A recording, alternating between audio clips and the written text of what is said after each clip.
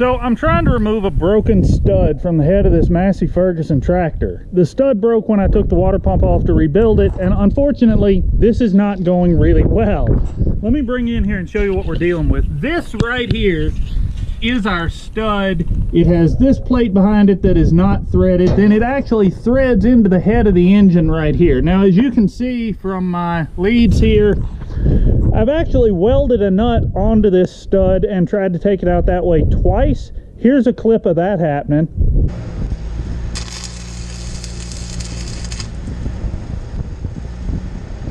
Now you can see I'm having the same problem with this welded nut that I had with the actual nut that was on here when the stud broke the first time. The stud itself is so weak, when I am twisting on the end of it, it's just twisting off right behind wherever I'm trying to grab it. So I've got enough room left there. I can do this welding a nut on trick about one more time, and then I'm afraid I'm going to have to drill. Now you may be wondering, Blake, we can see this plate here, and we can see that this plate will come off, and you would be correct in that, but this plate is held on by, at the very least, these 4 bolts here. I think that's it. Well, this one here too, but my fear is if I try to take this plate off, one of those other bolts might break, and then I'm right back in the same situation I started with. That doesn't mean I absolutely won't remove it. I'm just trying everything I can short of that first.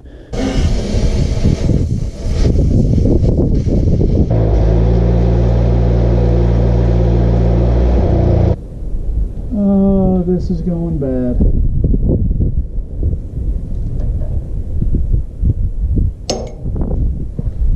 I'm starting to think that bolt might just go into this plate, which would be really nice if that were the case. And I'll be darned, that's exactly the case. This might have just gotten a lot worse.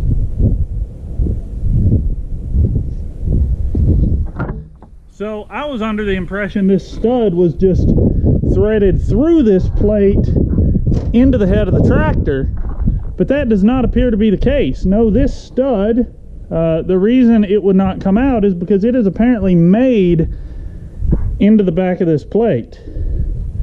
This just got a lot more entertaining, boys and girls, because now I've got to figure out what exactly I can do here to rectify this situation. I think we can flatten this out, drill it, and tap it. That's plan A anyway.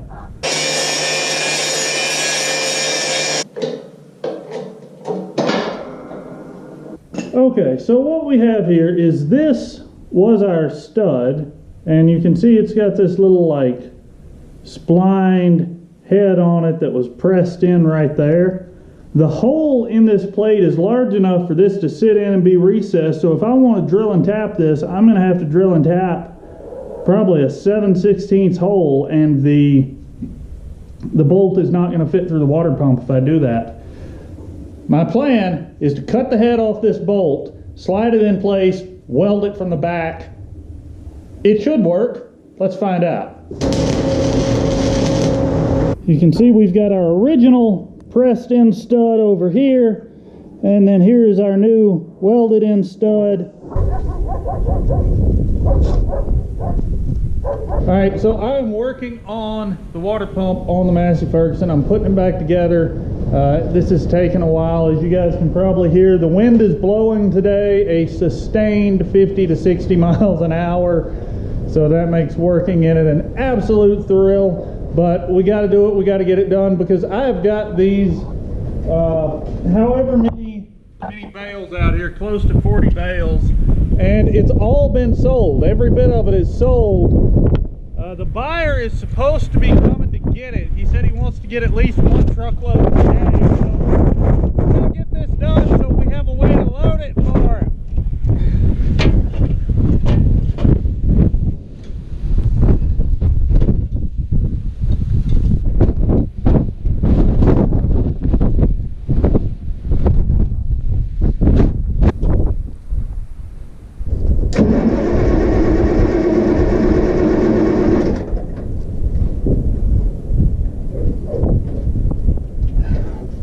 crack some injector lines here.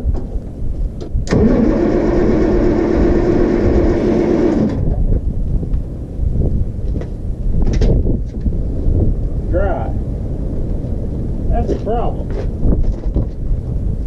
So it should absolutely have fuel in it. Alright, well, it's a little later. I threw some more fuel in this thing, so let's hope it starts, or at least, you know, pushes some air.